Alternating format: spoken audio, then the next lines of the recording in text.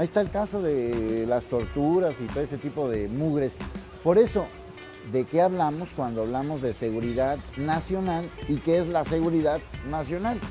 Pues hay un especialista, un experto, él dice que no, pero sí es experto en seguridad nacional, es un doctor precisamente en estos temas, Rodrigo Soto Morales.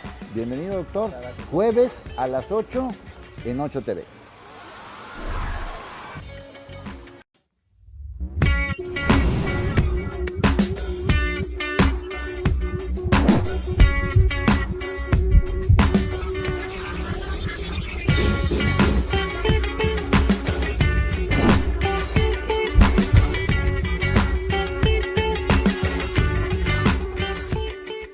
Bueno, pues estamos viviendo un mundo muy extraño, muy raro, y hay una palabrita que nos está brincando desde hace mucho tiempo, que es esta palabrita de seguridad nacional.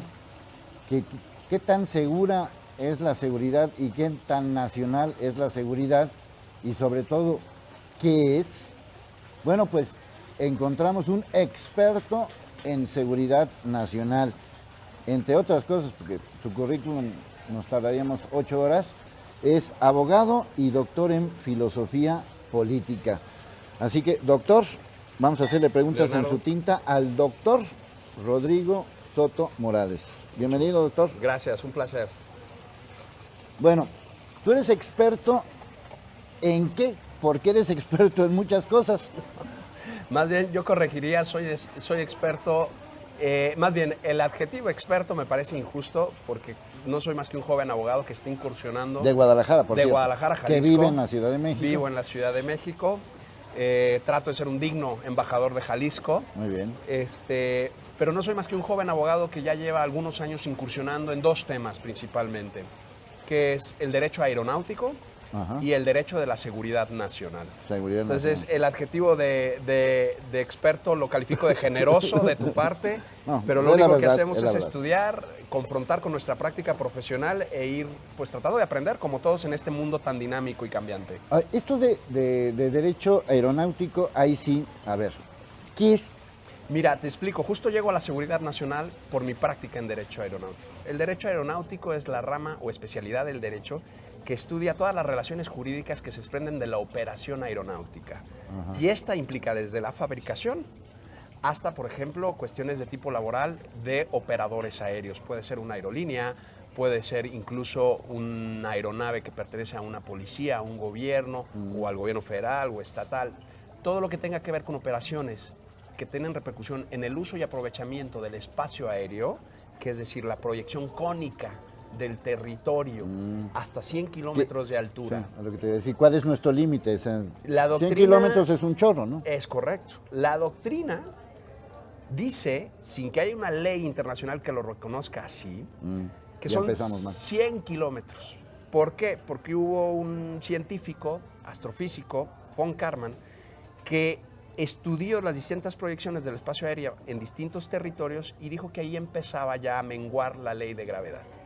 ¿Qué hay de esos 100 kilómetros para arriba? Lo que la Convención de Viena de uso pacífico del espacio ultraterrestre llama así, espacio ultraterrestre. Y ahí ya entra lo que es el derecho aeroespacial, que es distinto al derecho aeronáutico.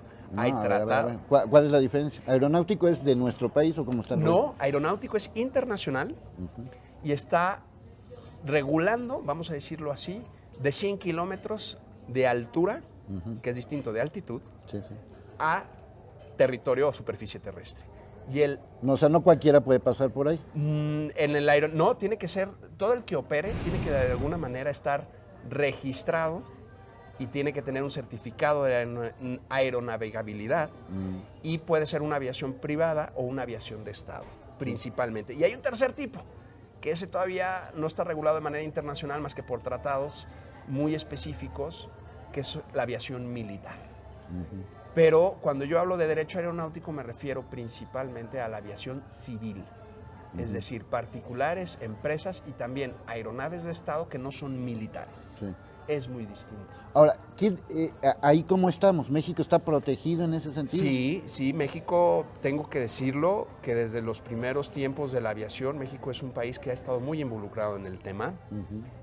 Somos de los primeros países que firmó el gran tratado internacional que regula esta materia, que es el Convenio de Chicago de 1944, que es un convenio que pone las bases después de la Segunda Guerra Mundial para regular toda la aviación internacional. Y nuestro país se inspira en ese tratado para las leyes nacionales en materia de aviación civil. Tenemos una ley de aviación civil con su reglamento, tenemos una ley de aeropuertos con su reglamento, que son relativamente nuevas porque antes esto se regía por la Ley General de Vías de Comunicación y que está ahorita en franco desarrollo en nuestro país. En estos días se ha discutido a nivel nacional, por ejemplo, la actualización del convenio bilateral que tenemos en transporte aéreo con Estados Unidos, que traerá muchas implicaciones para la industria desde el punto de vista del transporte.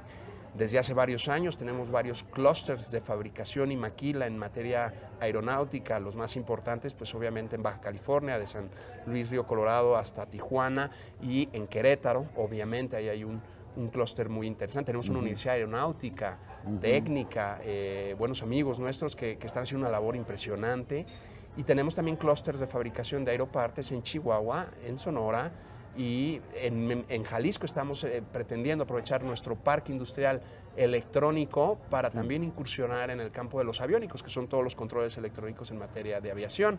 Entonces ha habido intentos aquí en este estado, está el Consejo Aeroespacial del estado de Jalisco, que ha hecho una labor con los empresarios de impulsar el emprendurismo en esa área y la certificación para poder ser proveedores en una industria que se rige por estándares de calidad y de seguridad muy altos. Sí, a eso iba yo también. La famosa seguridad, ahí sí se requiere por todos lados, ¿no? O sea, ¿hay un protocolo internacional o cómo está el asunto? Así es. ¿Desde que te revisan en el aeropuerto o qué? Es correcto. Este convenio que te comentaba de Chicago en 1944 tiene nada más y nada menos que 19 anexos. Ah, bueno. Que van explicitando distintas partes de la operación aeronáutica. Y hay anexos como el 13, el 17, el 14, que hacen especial hincapié en la seguridad. En aeronáutica hablamos de dos tipos principales de seguridad. Lo que se conoce como la seguridad operacional, que es los tornillos, así lo explico llanamente, es decir, que no falle nada de la infraestructura, sea de aeronaves o sea de un aeropuerto. Y luego lo que es seguridad pública o seguridad nacional, porque un aeropuerto entra a ser una cuestión de seguridad nacional cuando hay un tráfico muy grande hacia afuera, es decir, frontera. Los aeropuertos se conocen en el ámbito de la seguridad como infraestructuras críticas, es decir, que por su naturaleza... Estratégicas, ¿no? Exacto, y por su naturaleza de operación siempre hay riesgos o amenazas, que son los dos grandes antagonistas en la seguridad nacional, latentes.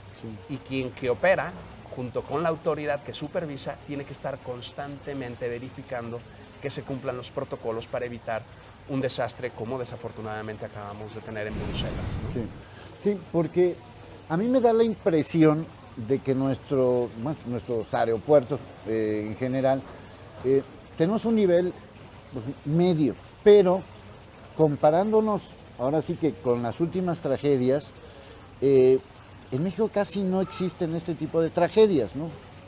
O sea, ni hay tanto avión descompuesto, ni hay tanto avión... A lo mejor nos quejamos de, no sé, de la puntualidad o de algunos temas, pero sí siento que hay una cierta seguridad en nuestros aeropuertos, ¿no? Es correcto. Podríamos decir, coincido, hay un nivel medio que tiende hacia arriba. Afortunadamente, tanto en la autoridad como en la industria mexicana, por ya tantos años de participación en ella, hay gente muy cualificada haciendo su trabajo. Pero es gente que habitualmente no sale en la prensa o es gente que habitualmente no da declaraciones. Pero afortunadamente los que estamos en el medio vamos conociendo personas tanto desde el lado de la autoridad como desde el lado de los que practican y operan, que está muy bien capacitada. Y una ventaja que tenemos es que hacemos todo muy de la mano de los Estados Unidos, porque muchas veces incluso la misma autoridad mexicana para algún trámite te pide el visto bueno de la autoridad norteamericana. Tenemos tratados celebrados, por ejemplo el convenio BASA con los Estados Unidos, que nos permite que si fabricamos un aeroparte en México y está certificada en México, ya tienen automático el reconocimiento en los Estados Unidos y viceversa. Entonces, esa colaboración estrecha que hemos tenido con la Agencia Federal Aeronáutica de los Estados Unidos, la FAA, nos ha permitido desarrollar pues, una expertise que en la operación, si bien a veces no se nota en la legislación o en los protocolos, sí está muy alineado con los estándares norteamericanos. Acabamos de estar este fin de semana con estudiantes de la Universidad Panamericana conociendo las instalaciones críticas del aeropuerto de la Ciudad de México. gracias a la gerente de seguridad y al director, el señor Alejandro Argudín Leroy, pues hemos podido visitar con los estudiantes pues el cuarto de cámaras, cómo revisan el equipaje, plataforma, casos de siniestro, nos explicaron los protocolos. Fue una visita muy enriquecedora y puedo decir con tranquilidad que tenemos a la gente y tenemos la infraestructura básica para atender una contingencia en el Aeropuerto Internacional de la Ciudad de México. Y ahora mismo el gobierno federal, con motivo del proyecto del nuevo aeropuerto de la Ciudad de México, está trabajando con empresas internacionales, tanto de seguridad como de infraestructura y construcción, que están respondiendo a los más altos estándares. La misma Asociación Internacional del Transporte Aéreo, la IATA, está asesorando directamente en ese proyecto al gobierno federal. Entonces, se está aprendiendo mucho. Actualmente en México tenemos una actividad muy dinámica y efervescente. Nos queda mucho por hacer, Sí, yo siento que sí. Pero creo que vamos por buen camino. Sí, más allá de las licitaciones y alguna que otra tranza o muchas tranzas que hay en el aeropuerto de la Ciudad de México, sí se requiere de un aeropuerto, pues yo diría que de primer nivel, ¿no? O sea, sin duda, y el desde hace de la varios Ciudad de años. México debe estar, pues no sé, comparado con otros, por decir, en Estados Unidos, pues no llega ni siquiera al de Atlanta, ni mucho menos, ¿no? Es correcto. Esa es una asignatura pendiente desde hace muchos años en la Ciudad de México. El lugar donde se va a hacer representa unos retos, tanto desde el punto de vista de la consistencia del suelo y del subsuelo, que los estudios en mecánica de materiales ha hecho pues muy complejo el construir ahí un aeropuerto. Distintos grupos de expertos se han pronunciado sobre el impacto ecológico que esto traerá. Sin embargo, dada la complejidad del desarrollo y perímetro de la Ciudad de México, no existe otra opción viable. No. Y por otro lado, el aeropuerto de Toluca, hay quienes creemos que el tren interurbano entre la Ciudad de México y Toluca sí va a desahogar y va a fomentar. No ha funcionado porque Santa Fe y la parte poniente de la Ciudad de México no ha representado un desarrollo tal que justifique una conectividad y un flujo de pasajeros y carga. Sí, sobre todo en tránsito ejecutivo, tránsito rápido, ¿no? Sí, bueno, toda la aviación ejecutiva se va a Toluca por decreto presidencial. El aeropuerto de la Ciudad de México no tiene por eso, aviación privada o aviación general, solo operadores. Y por otro lado, como es más alto que la Ciudad de México, el despegue tiene un costo de eficiencia en combustible mucho más alto. Entonces, si no tienes bien poblados tus aviones y gastas más combustibles, las operaciones se vuelven poco rentables, ¿no? Qué curioso. Luego, muchas cosas que uno ni siquiera... a lo mejor voy a decir una aberración, pero mientras estabas hablando dije, por ejemplo, los drones forman parte de este grupo de aeronaves. Es correcto. Es correcto y es Sí, un tema... Sí forman parte. Sí, forman parte.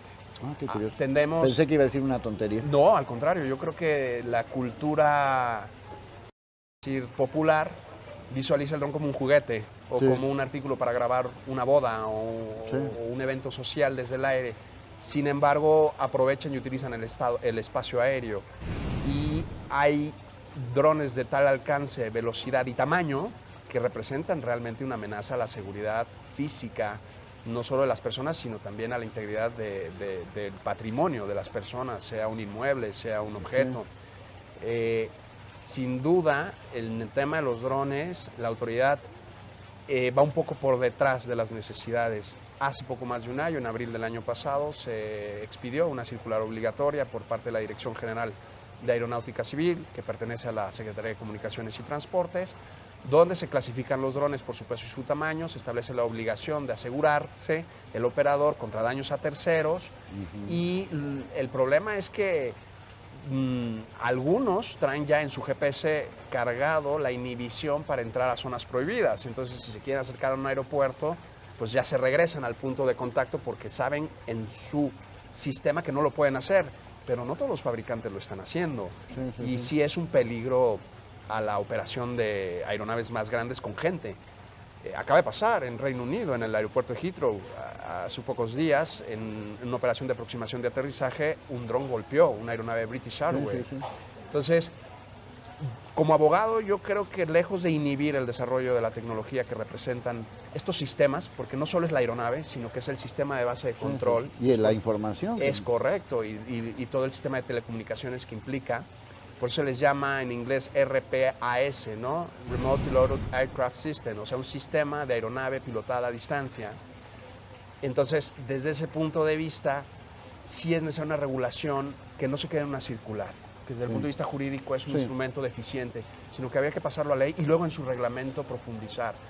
Sí, porque sí, efectivamente, aparentemente es un juguete, aparentemente es muy atractivo ver desde el cielo cómo está una manifestación o un paisaje o una playa, pero también puede convertirse en un asunto de seguridad nacional, ¿no? Correcto, porque hay Sí. infraestructuras o instalaciones que son estratégicas donde no se puede permitir Sí, el tanto vuelo de para el estos bien como aparatos. para el mal, ¿no? Es correcto. Sí, sí, por ejemplo, lugares inaccesibles, me pongo a pensar así en lugares de la sierra, en algún lugar donde sepan que está escondido alguien o crean que están escondidos pues alguien tiene que regular eso, ¿no? Claro. O tener un permiso, no sé cómo se hace eso, ¿no? Sí, habitualmente se distingue, como te dije, entre aviación de Estado y aviación privada.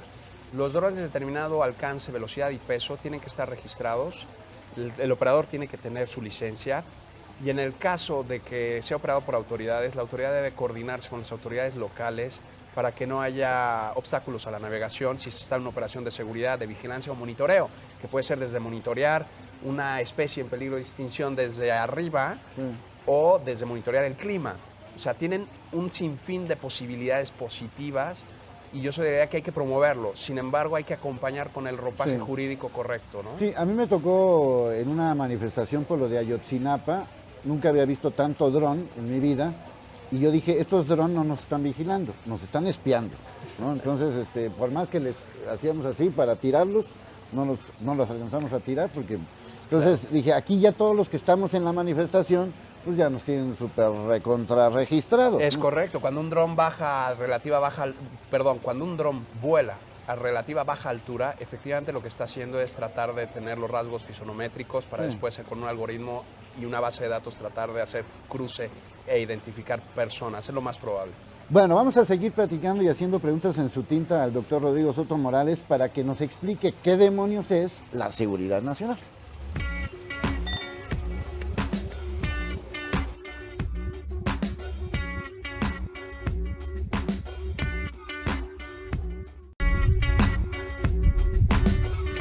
Bueno, pues este es nuestro lugar favorito para hacer preguntas en su tinta y como siempre cada semana, cada programa que hacemos preguntas en su tinta, los invitamos a que lo conozcan, reconozcan. Aquí hay techo para que no nos despide ningún dron, así que estamos atentos a este lugar muy especial aquí en Guadalajara. Y seguimos haciendo preguntas en su tinta, mi querido doctor, ahora sí hablando de seguridad nacional, Rodrigo Soto Morales. Hace poco nuestra seguridad nacional, no sé si esté en lo correcto, acaba de ser vulnerada al publicarse libremente en Amazon la lista nominal de 85 millones de mexicanos. Es decir, tienen nuestro nombre, tienen todos nuestros datos. Correcto. Ahí está bien cuando dice uno, vulneraron nuestra Sí. seguridad nacional. En ese caso, por la magnitud y los riesgos que representa, yo, en mi opinión, diría que sí es un caso de seguridad nacional, porque ya no es vulnerable un individuo en concreto, sino una institución de Estado, en Sí, este sí. caso El INE. el INE. Para explicarlo, como dicen, con peras y con manzanas, la diferencia entre seguridad nacional y seguridad pública es que la seguridad nacional mira a preservar y a desarrollar la integridad de las instituciones que componen un Estado. Un Las país. instituciones. Es correcto. No la gente. Dentro de las instituciones, la teoría del Estado nos explica que un Estado se compone de una población, de un territorio primeramente, luego de una población, de un sistema de gobierno y modo de vida y de un orden legal o Estado de Derecho. Entonces, al vulnerarse de manera masiva el elemento población, ya estamos, por la magnitud y las consecuencias que puede proyectar hacia la soberanía y sobrevivencia de un Estado, en un tema de seguridad nacional. En cambio, la seguridad pública es cuando se ve amenazado un particular o un grupo pequeño de particulares en su integridad y patrimonio.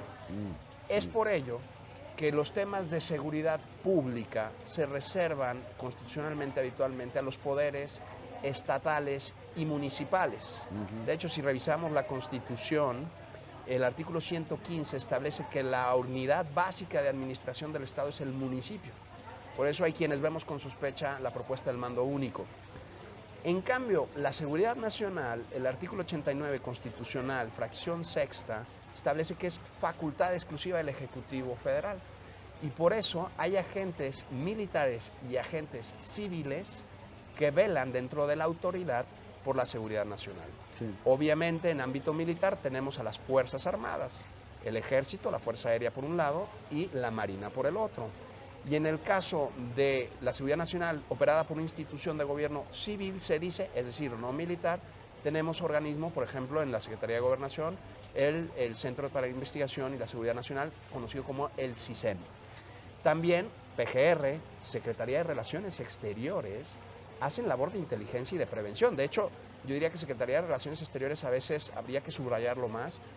Hace mucha labor de inteligencia en seguridad nacional, porque la primera línea de defensa es la diplomacia ante una amenaza externa del país, ¿no?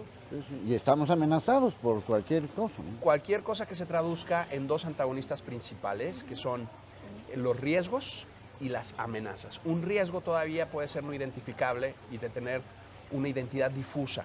Puede haber elementos que en la información de vigilancia y de recabar datos te dice aquí hay un riesgo, hay la posibilidad. Por ejemplo, un riesgo puede ser un meteoro que se está formando en el Pacífico y no sabemos si va a pegar o no va a pegar. O sea, un desastre natural puede afectar la seguridad nacional si es de tal magnitud que vulnera la seguridad. Un superterremoto como en Ecuador. Correcto. Por eso es que el presidente Correa llama a un orden nacional, ¿no? Es Me correcto. imagino, ¿no? Y en esos casos, en nuestro país... Un estado de excepción, inclusive. Es correcto. Nuestro artículo 29 constitucional prevé la suspensión de garantías de manera temporal y reglada con ciertos requisitos para el Ejecutivo Federal en estados de emergencia. Y por otro lado, están las amenazas, que esas ya son muy visibles. Una amenaza a la cual México no puede sustraerse ahorita es el tema de la ciberseguridad. Cuando tú mencionas que el padrón electoral completito está en un servidor ajeno, de un país ajeno y de un particular, pues obviamente nos damos cuenta que en temas de seguridad tenemos mucho que hacer. La ciberseguridad es hoy en día, al estar tanto instituciones privadas de gran calado mercantil o empresarial, como puede ser el sistema financiero, los mercados de valores, o las instituciones del Estado, conectadas a Internet, no se puede ejercer una acción de control y de funcionamiento seguro si no hay una política pública y un desarrollo tecnológico acorde para mantener lo que hoy se conoce como ciberseguridad. Sí, porque digo, a mí en lo personal se me hace un escándalo, a reserva que hagan o no hagan, pues ahí estuvieron o estarán volando 85 millones de datos que ya los quisiera, o sea, imagínate cuánto vale esa base de datos. No, y además el crimen por antonomasia, la suplantación de identidad ahora en materias de operaciones bancarias. Sí, Entonces, no, por eso. O sea, muchos de los ciudadanos están expertos a que les hagan un retiro en ventanilla con una IFE ya no falsificada, porque se iba a traer sus verdaderos datos. Sí, ¿no? Sí, ya no necesitas inventarle. Sí, no, eso ya es una amenaza real. Ahora, por ejemplo, la guerra contra el narcotráfico, que ya está por cumplir 10 años, ¿hasta qué punto es nacional, digo, seguridad pública, y hasta qué punto es seguridad nacional? Por la escala que tiene, es decir, cuando el crimen organizado permea las instituciones del Estado, aunque no sean federales, y como se decía en una ya por sí célebre réplica aquí en Guadalajara del presidente Calderón, alguien que lo cuestionaba en una reunión con empresarios, diciendo que el crimen ha permeado ciudades enteras, estados enteros, eso ya se vuelve una amenaza real y patente a la sobrevivencia de las instituciones del Estado. Y no solo a que sobrevivan, sino a que ejerzan la función que les es propia. Cuando el crimen organizado permea las instituciones de gobierno y genera una esclerosis de inoperación por el tema de la corrupción y el de comprar plazas enteras, eso ya sube a tal escala y tiene tal efecto que vulnera la soberanía. No olvidemos que el Pacto Federal Constitucional, desde el punto de vista legal, cada estado cede su soberanía en pro de la federación. Entonces, cuando un estado se pierde para la federación, afecta la coexistencia del Estado mexicano. Entonces, sí es un problema de seguridad nacional, que no debió haberlo sido, que en cada lugar las instituciones de seguridad pública debieron haber actuado con la medida, el acierto y la fuerza necesarias para sofocarlos. Sin embargo, vemos que han sido más poderosos y ha ocurrido lo contrario. ¿No? Sí, esto que apuntabas hace rato de que pones en duda el mando único, ese es, bueno, ¿por qué lo pones en duda? Primero porque necesitaríamos una reforma constitucional que de alguna manera en la operación de un mando único iría directamente contra la soberanía estatal y contra el principio de división de poderes. Yo digo que, y es una opinión muy discutible, quien me pueda estar ahora escuchando podrá no estar de acuerdo, pero la división de poderes no se limita únicamente a nivel pacto federal a dividir en ejecutivo, legislativo y judicial los poderes a nivel federal y a nivel estatal, sino que también al principio de subsidiariedad y de operación subsidiaria de las instituciones y de los fueros existentes municipal, estatal y federal. Hace unos días hubo un escándalo y el secretario de la Defensa tuvo que pedir una disculpa por una tortura realizada por agentes de las Fuerzas Armadas y también un agente de las Fuerzas de Seguridad Federal. No lo justifico, muy mal, muy condenable, y se ha procedido contra esos elementos de acuerdo al derecho militar y al derecho de los Pero derechos gracias humanos. a las redes, Gracias a las redes, pero eso está bien desde el sentido de que ya la ciudadanía se está involucrando, porque a veces hay una dependencia paternalista del gobierno que no es sana para un Estado. Pero volviendo a ese argumento, ¿por qué pasan esos excesos? Porque la capacitación y la formación de las Fuerzas Armadas es para otra cosa. Es para defender el territorio y la soberanía ante una invasión externa. Y ahí la medida en que se aplica la fuerza siempre será mucho mayor, porque para eso los capacitan. Cuando tú pones a un elemento de las Fuerzas Armadas a hacer labor que le corresponde a la fuerza pública, es lógico que haya excesos, porque para eso ha sido formado. Entonces, si pasan esos excesos, hay que ir antes a las causas. Es porque el elemento está haciendo una labor que de origen no le corresponde. Sí, no le corresponde, y es cuando ponemos en duda todo el sistema. Correcto. O sea, este caso y otros más que se han estado documentando ponen en duda si hay una verdadera capacitación. Alguien justifica decir, no, pues es que era una maldita secuestradora. Bueno, si el Estado baja al nivel de la criminalización de los criminales, yo siento que ahí, pues esto va a ser la ley del oeste, ¿no? A ver quién puede más, ¿no? Constitucionalmente, el Estado solo puede hacer lo que le está expresamente permitido. Y la autoridad no puede bajarse del nivel, o sea, no puede bajar de la línea que le corresponde. Sí. Aunque sea la peor delincuente de la historia, ¿no? Es correcto, y por el hecho de ser ciudadana mexicana tiene unos mínimos derechos, porque nuestra Constitución ampara también a los delincuentes en sus derechos humanos.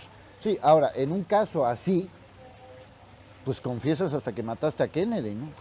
No, digo, en un caso de tortura, ¿no? Sí. O sea, ¿qué tan seguros estamos de que alguien puede ser delincuente nada más porque sale una foto con un arma? O sea, y creo que estamos perdiendo el derecho al derecho. Es correcto, ahorita hay como dos polos en tensión que políticamente y jurídicamente tendrán que irse resolviendo. ¿A qué me refiero? A que por un lado hay a nivel judicial, una progresividad en la materia de derechos humanos que muchas veces incluso la misma autoridad ya se la piensa dos veces antes de actuar porque se va a ser acreedora a una sanción y eso pues diluye el efecto de, vamos a decir, de autoridad, tanto moral como operativa, de las fuerzas del Estado. Que suena más bien a pretexto, ¿no? Y luego, también por otro lado, se está privilegiando mucho la individualidad del sujeto frente a la comunidad. Entonces, cuando nosotros solo hablamos de derechos humanos y únicamente privilegiamos el derecho humano, desdibujamos que esos se dan siempre en comunidad, no se dan de forma aislada. La persona que pide respeto a sus derechos humanos lo pide porque es miembro de una comunidad, no solo porque existe él solo. Y por otro lado, ahí se manifiesta el otro polo, los derechos de la comunidad a mantenerse como un grupo identificado seguro.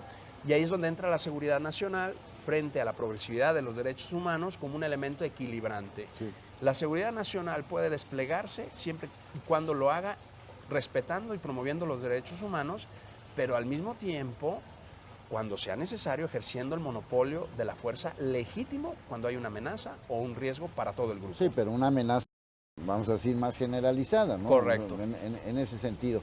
Ahora, el futuro, ¿cuál sería, entre comillas, lo ideal? Tú como especialista, que el ejército siga, que se militarice más el país o ya que se vayan a la goma. Yo creo que las Fuerzas Armadas tendrían que volver a los cuarteles. Yo creo que es lo que ellos quieren, porque ellos deben de hacer labor militar, como está previsto en la Ley Orgánica del Ejército y Fuerza Aérea, como está previsto en nuestra Constitución. Ellos tienen que hacer la labor. Puede invadir aquí un no sé quién y estamos entretenidos correcto. en otros temas. Es correcto, y lo que yo quisiera apelar es a que las autoridades locales, tanto estatales como municipales, asuman el grandísimo reto que tienen de preparar bien a sus fuerzas de seguridad y toda la revolución que implica en fuerzas de seguridad pública el tener gente con buenos sueldos, con buena capacitación, con buena selección y reclutamiento, con buen entrenamiento, con buen equipo, porque muchas veces el estado de las policías locales es lamentable en todos esos rubros. Es que luego se nos olvida que los pequeños detalles son los grandes detalles. Una luminaria apagada puede ser un foco de infección social, Es correcto. ¿no? O sea, ¿a quién le corresponde? Pues al municipio. Entonces, si el municipio tuviera las luces prendidas, pues habría menos inseguridad, ¿no? Digo, Correcto. estoy hablando de un detalle No, mínimo. pero pones el dedo en un renglón muy importante. Esto de la seguridad no debe ser una obsesión, no debe ser un estrés, no debe ser una preocupación, debe ser una cultura positiva, Claro. de prevención, de colaboración y de subsidiariedad, Sí, sí, sí. que es como se hace comunidad. A mí me da mucha pena ver cómo en esta ciudad que tanto quiero, el desarrollo inmobiliario va por el lado de los cotos y las privadas, que en vez de hacer comunidad, las segmentan a islas, pequeños vecindarios que se desentienden de lo que pasa afuera de ahí. Y eso, pues porque hay una inseguridad que nadie está dispuesto a jugársela. Sí. Conozco un abogado que tiene una asociación civil en Ciudad Juárez que precisamente lo que luchan desde el Cabildo y desde las sociedades civiles a recuperar las áreas comunes. Entonces la seguridad Sí, no hay que verla. tenemos nuestros propios autodefensas. Es correcto. Y se supone que constitucionalmente nadie podemos hacernos justicia por propia mano. Entonces, ¿es culpa o responsabilidad? Más que repartir culpas, hay que identificar responsabilidades. Sí. Tanto del gobierno como de la sociedad civil. La cultura de seguridad nacional y de seguridad pública nos corresponde a cada uno. Uno también ya sabe si se pone en ocasiones o no de riesgo. Y entonces, y no se trata de vivir con un delirio de persecución. Se trata de ir desarrollando una cultura que ahora con la tecnología y las comunicaciones podemos ir asentando Claro. de seguridad. Bueno, ya aprendimos mucho de seguridad nacional, aunque todavía nos falta, por lo tanto nos van a quedar siempre 1.000.000 de preguntas en su tinta. Mi querido doctor, muchas gracias. Leonardo, un placer.